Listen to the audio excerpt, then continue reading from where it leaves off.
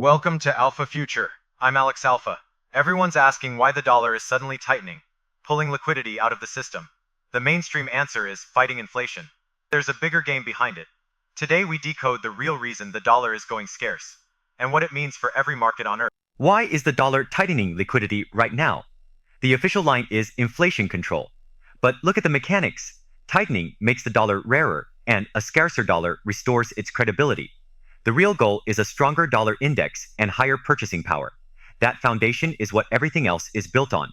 First, understand who the Fed actually serves. Not the whole planet, America. So when a new Fed chair is nominated, the question isn't what's good for the world, it's what's good for the United States. That single shift in perspective changes everything that follows. Here's the part almost nobody connects. The man who controls the money, the Fed chair, and the man who spends it, the Treasury Secretary, came from the same school of thought and were once colleagues. For the first time, the people printing the money and the people using the money are on the same team. That's a merger of monetary and fiscal power the system hasn't seen in decades. Why does that matter? Because America is sitting on over $36 trillion of debt. The interest alone runs more than $1.2 trillion a year, more than the entire military budget. This isn't a normal deficit, it's a structural trap, and the people in charge know it. So how do you solve 36 trillion? From the inside, you can't. You can't tax the rich. The world's richest man sits on a fortune north of $400 billion and never sells a share because selling means a tax bill. He just pledges the stock, keeps the cash, keeps the control. Manufacturing? Bring it home has been a slogan for years, and the flagship plants are still years behind schedule. The internal path is blocked. That leaves only one option, take it from outside. For the weak, it's direct. A resource-rich territory? We want it. A nation's oil? Move in and take the yield. When you can't win on productivity, you win on coercion. It's the oldest playbook in empire. But you can't invade a peer economy. Against a real competitor, the weapon is finance. And financial extraction is faster, cleaner, and deniable. No troops, just capital, moving at the speed of a wire transfer. And here's the hinge. Financial plunder only works if the dollar is strong.